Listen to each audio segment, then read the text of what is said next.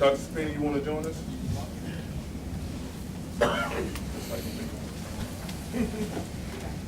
All right, good morning and thank you for joining us. I am Delegate Lamont Bagley, Chair of the Virginia Legislative Black Caucus. And today I'm joined by a lot of people. And initially I was planning to introduce them all, but when there's a lot of them, I prefer to go start from my left with Delegate Price and let them introduce themselves. Delegate Marcia Price, Price of Newport News and Hampton. Senator Jennifer McClellan, 9th District, Richmond, Henrico, Charles City County, Ashland, Vice Chair. Dr. Spinny, Vice Chair of the Richmond School Board. Delegate Dolores McQuinn, representing 7th House District, Henrico, part of Richmond, and part of Northern Chester. Delegate Jennifer Pearl Foy, 2nd District, Prince William and Stafford. Delegate Jeff Moore, 71st District, City of Richmond, Henrico. LaSharice Air, 63rd District, the City of Petersburg, Dinwiddie, Hopewell, Prince George, and parts of Chesterfield. Senator Bill Stanley, 20th Senate District, Southside and Southwest Virginia. Too many areas to name. Stacy Doss, I'm a parent of 2 children that are in Lynchburg City Schools. Luke Torrey, 2nd District, Bristol. Thank you. We are here today to introduce several bills designed to stem Virginia's school to prison pipeline. It's no secret that Virginia leads the nation in sending students from schools to the criminal justice system. For far too long, Black, brown, and kids with disabilities have been singled out and separated from our classrooms for extended lengths of time. During last year's session, we began the dialogue, and actually a couple of sessions ago, we began the dialogue about how we use these suspensions and effectiveness of this practice. Several bills were introduced, and many in our eyes were open to the efforts of long-term suspension that are more or less functional exposures. Some of those bills were passed, and I think Senator McClellan had a successful bill. I believe I had a successful bill, and some of them were really, really tight votes, including Senator Stanley's bills and Delegate Bell's bills. But this year we are continuing that fight with several key pieces of legislation that seek to mitigate this issue and provide additional resources that our schools desperately need. Today, DLBC legislators are pleased to be joined by Republican legislators to highlight bills aimed at addressing current school suspension policies and practices that disproportionately target students of color and those from disadvantaged backgrounds. This is truly a bipartisan effort, as you can see by those assembled and as you look at those bills and the co-patrons. To that end, I was going to say a joke, but it didn't make sense. I was going to say the next individual that you will hear from is a gentleman that's coming all the way from the 71st District. But as Jennifer McClellan already knows, this is the 71st District. And so I can't welcome you to your own district, but I will welcome you to the podium. Thank you, Mr. Chairman. But I can and will welcome anybody who's new here to the 71st District.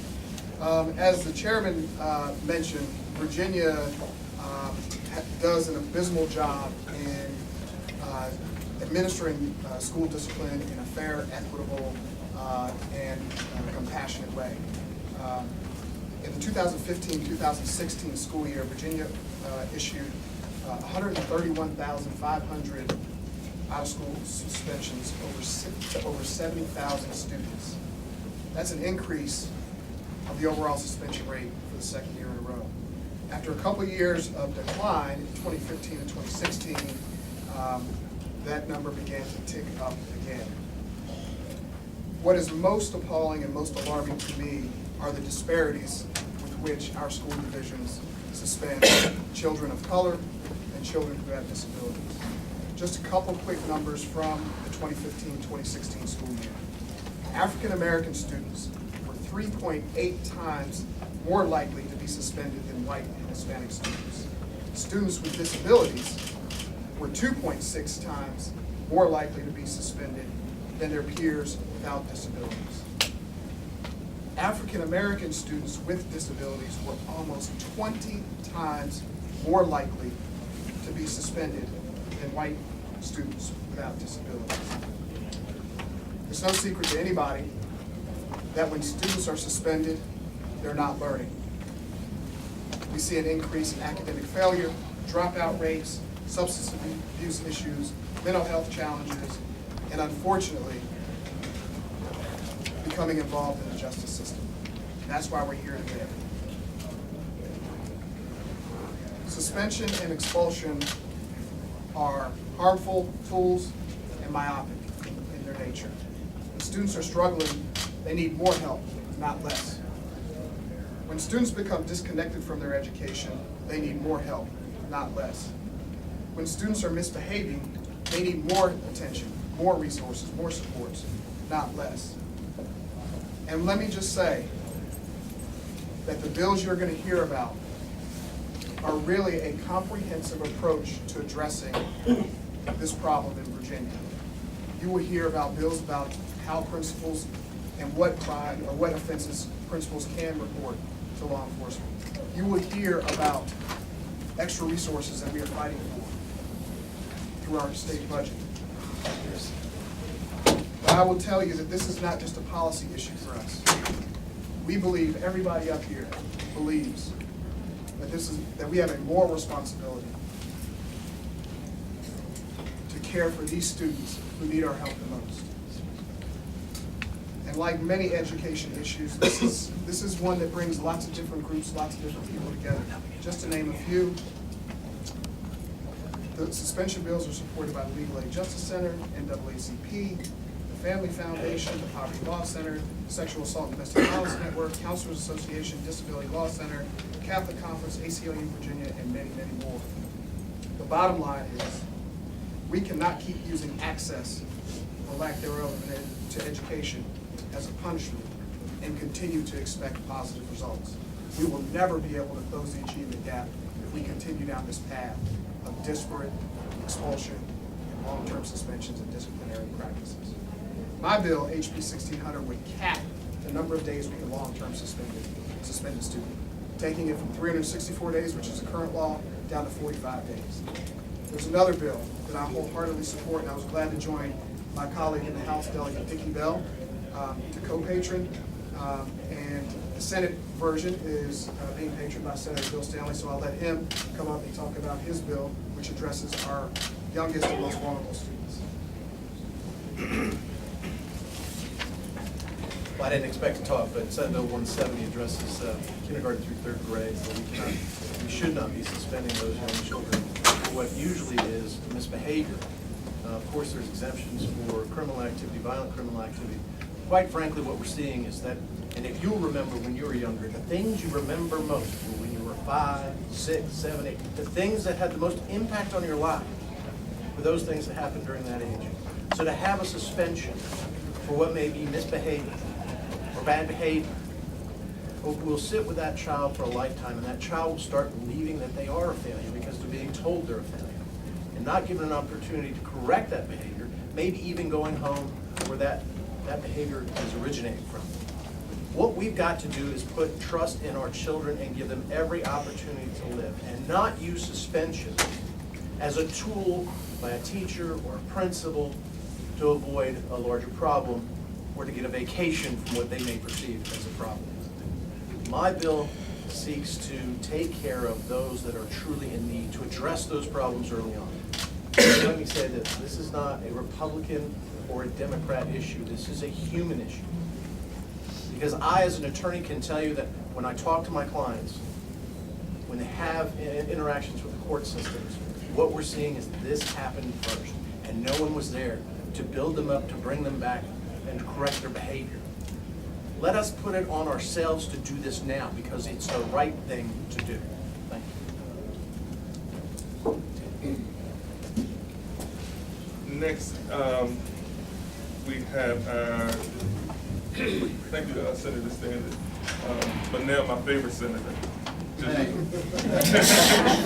Well, she's my senator. She's mine too. She's my favorite too. Who also represents the ground that we're standing on. Senator Jennifer McClellan. Thank you. This is an issue that the Legislative Black Caucus and a number of people have been working on for quite a long time. We knew anecdotally that children of color and children with disabilities were being disproportionately impacted by long-term suspension and expulsion. But thanks to legislation that members sponsored requiring that data to be put on the Board of Education's website, we now know that's a fact. But from the beginning, we heard from our local school divisions that they need resources, and we agree.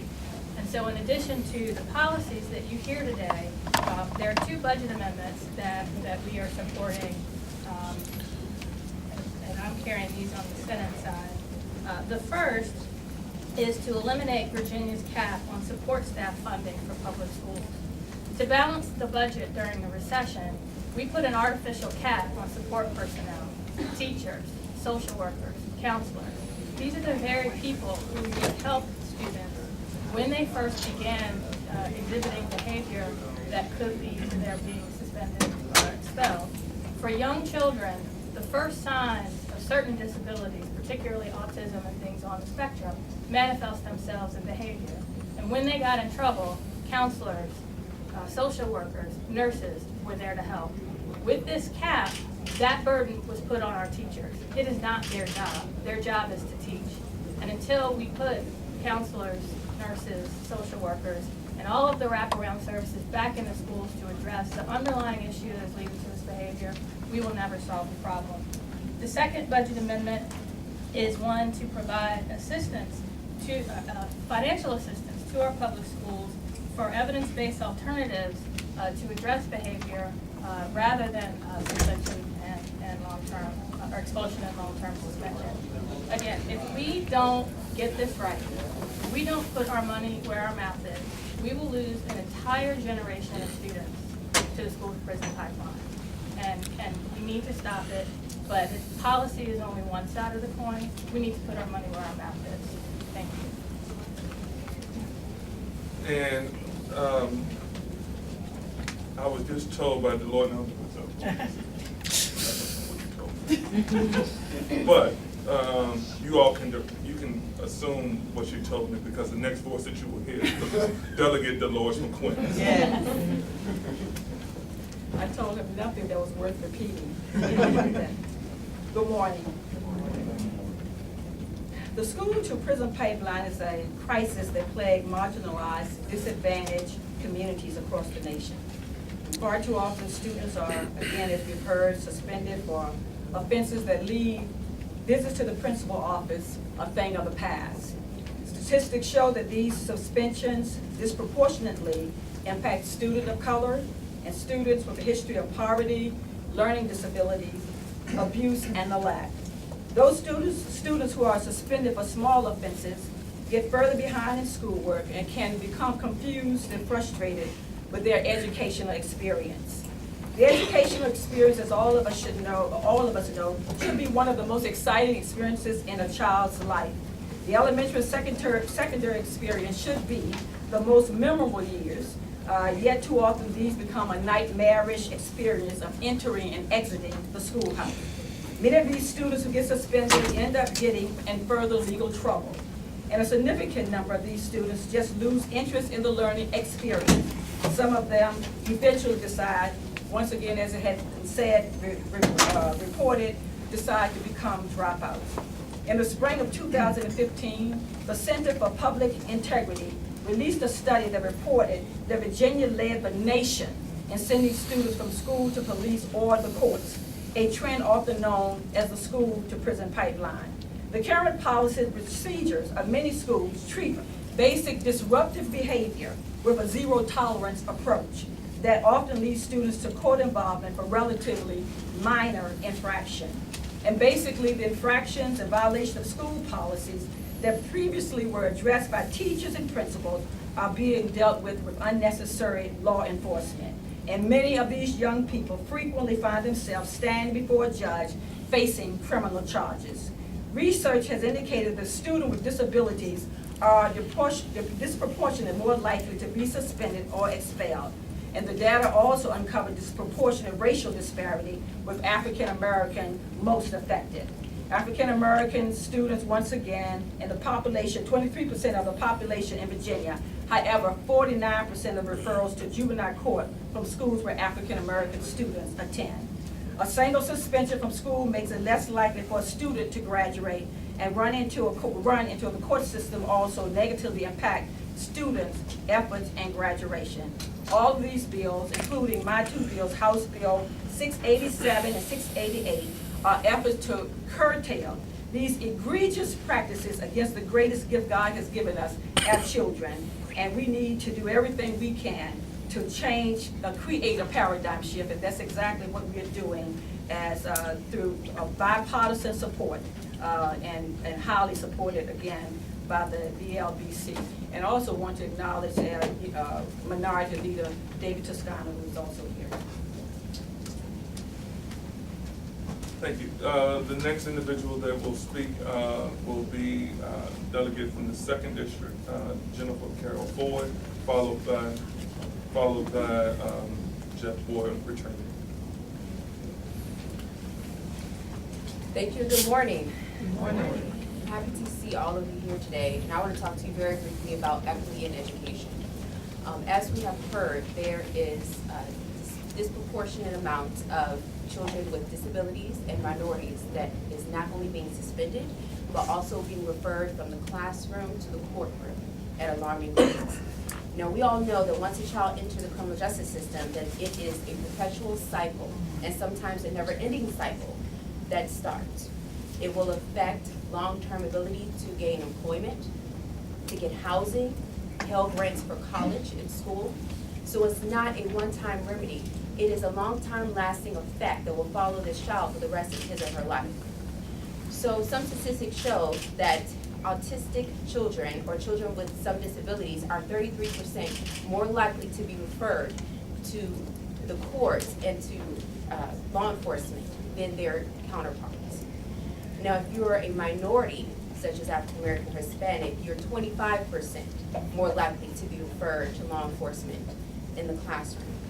So what our bills are trying to do is to address issues such as the one that happened with Ryan Hurt, a middle schooler in Prince William County, which is the county that I represent, where he was receiving free or reduced lunch, and he forgot his 65-cent carton of milk. He went back in line to grab it, and that's when he was stopped by a resource officer who immediately charged him with petty larceny. Petty larceny for a 65-cent carton of milk.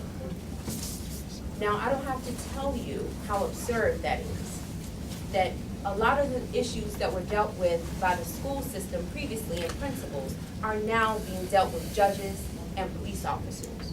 What we want to prevent is 7-year-olds being arrested, handcuffed, thrown into the back of a police vehicle, and hauled off to court or detention center. That is not a remedy for the issues that's happening. For a child that kicks a trash can and being charged with disorderly conduct in elementary school, that is not a remedy to anyone's issue. So what my bill does is House Bill 445. It limits the type of incidents that a school resource officer or a principal can petition for that child to be referred to the courts. That misdemeanors in some instances need to be dealt with by principals and school personnel, as they traditionally have been. So what my bill does is give autonomy back to the schools and to the school system. So these things can be dealt by professionals that's there, and not necessarily by police, sheriffs, attorneys, and judges. So I'm excited to be here with all of the people that's standing before you to work on this issue, to tackle it, I believe, the #1 civil rights issue of our modern time. So we are here fighting, and we ask for your support to fight for equity in education. Thank you. Thank you.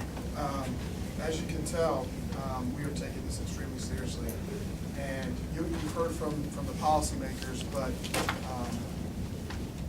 what I think is most powerful is when you hear from someone who has experienced this firsthand in dealing with their child. So I'd like to ask Stacey to come up and just give us a little bit about her story, and then after she's done, we'll take any questions that might be there. Good morning. Good morning. Thank you for coming. I have two children who are in Lynchburg City Schools. I have one who is currently on a one-day suspension. He is 5 years old. He was suspended for having disorderly behavior. He had a tantrum in the middle of the classroom that involves hitting and kicking, and so he was suspended for a day. And this is just coming off of a 3-day suspension that he received last week. So, as you know, my son is receiving suspensions and he's going through an educational gap. He is African American, of course, and he also has a learning disability, which is speech. But he's not my only child that is going through this. My older son, his name is Caleb Moon Robinson. I'm pretty sure many of you have heard his name mentioned.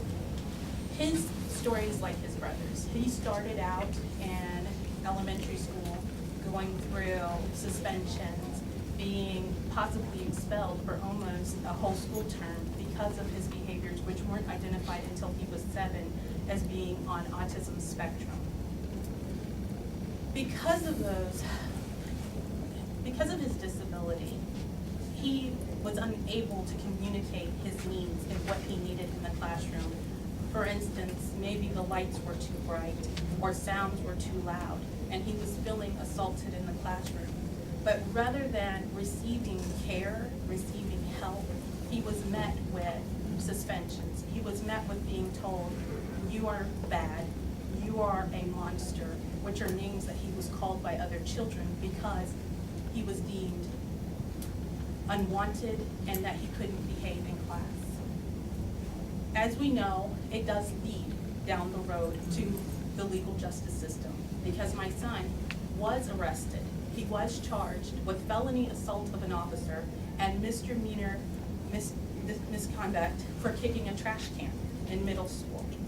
We were fortunate to have support through the legal aid justice system, through Just Kids, in order to make sure that my son didn't become a statistic, because now he is thriving. He's in an environment that appreciates him, that provides him with support services rather than taking his education away, that allows him to be a child, who allows him to have moments where if he does shut down, there are supports, there are staff that are willing to sit down and talk to him and say, hey, what's going on today? As it's been said, supports are needed in school. I am a very active parent in my child's school. My son Brandon, who is 5, as I said, he is currently on a suspension.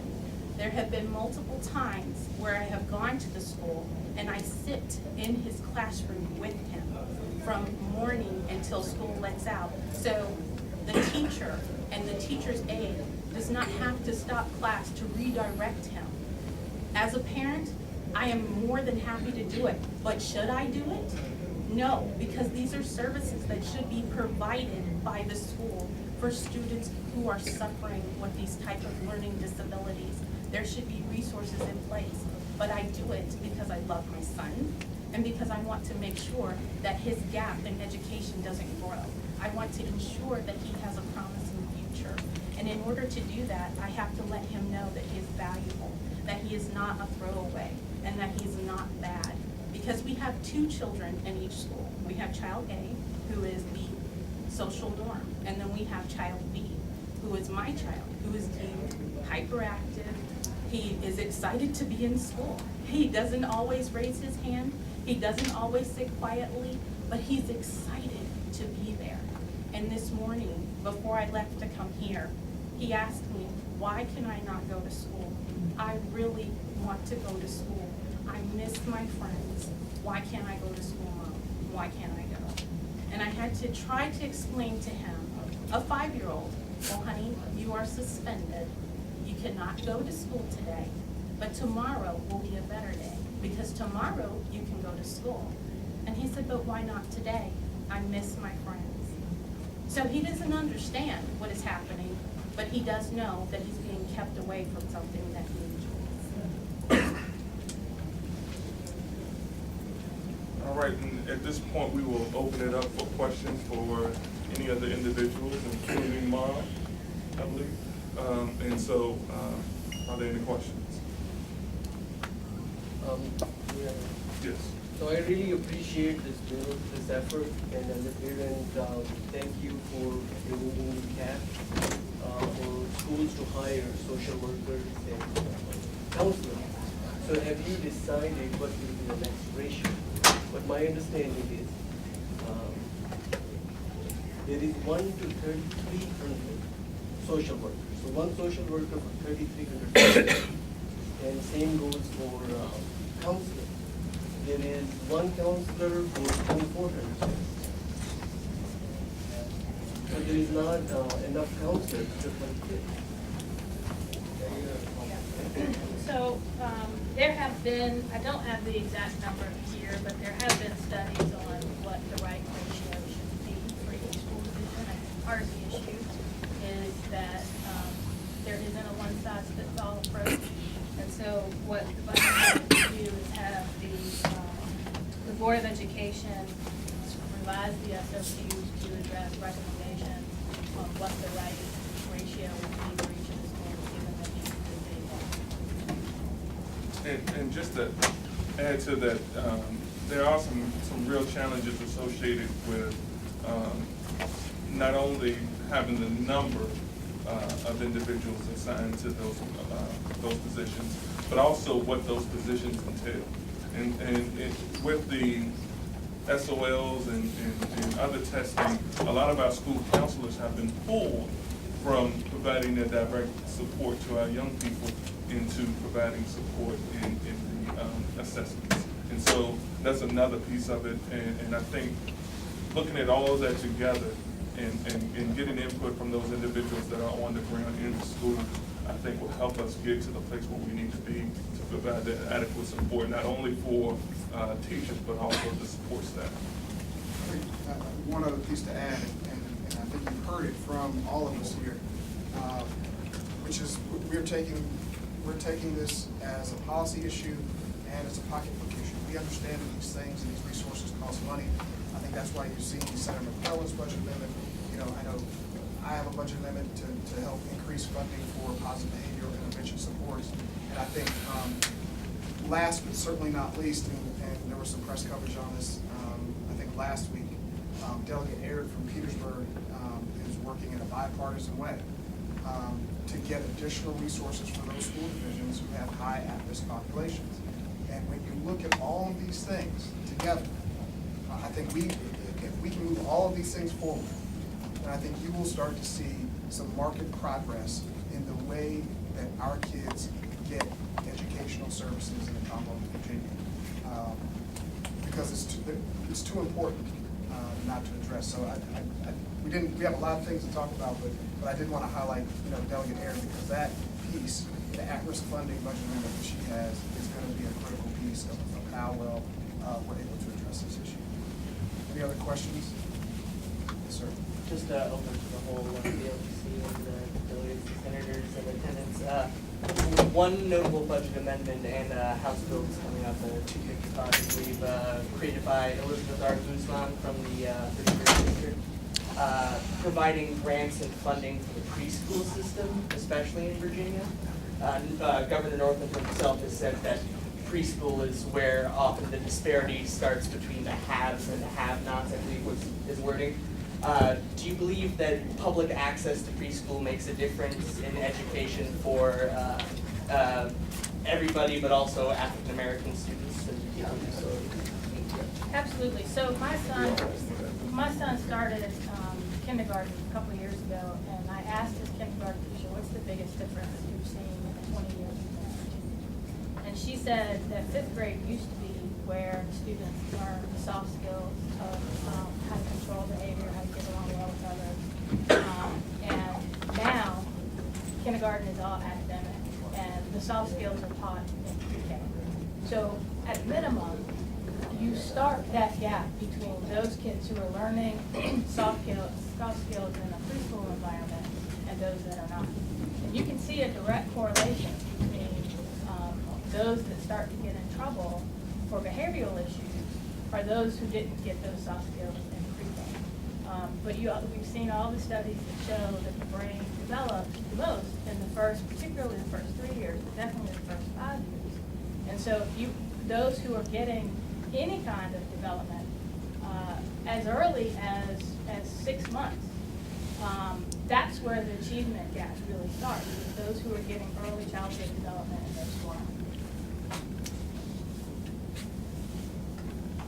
Well, I'm just, in terms of what Jennifer, the senator shared, is absolutely right, that we know that the preschool initiatives are very, will give kids and parents, for that matter, what they need at such a young age. But I think there's another equation to this that we have not mentioned today, and that is just helping educators and social workers. I mean, you have some schools more challenging than others, and more challenging communities. And sometimes it takes special teachers, training to address some of those issues. And I think that's something that we need to look at as well when it comes to classroom management and making certain that educators are trained, particularly for urban children, to help address that. Again, looking at more disadvantaged and impoverished communities, having educators who are going to go there, and they've already had some insight into what the dynamics that they're dealing with. And I think that we have some challenges as relates to that as well. We have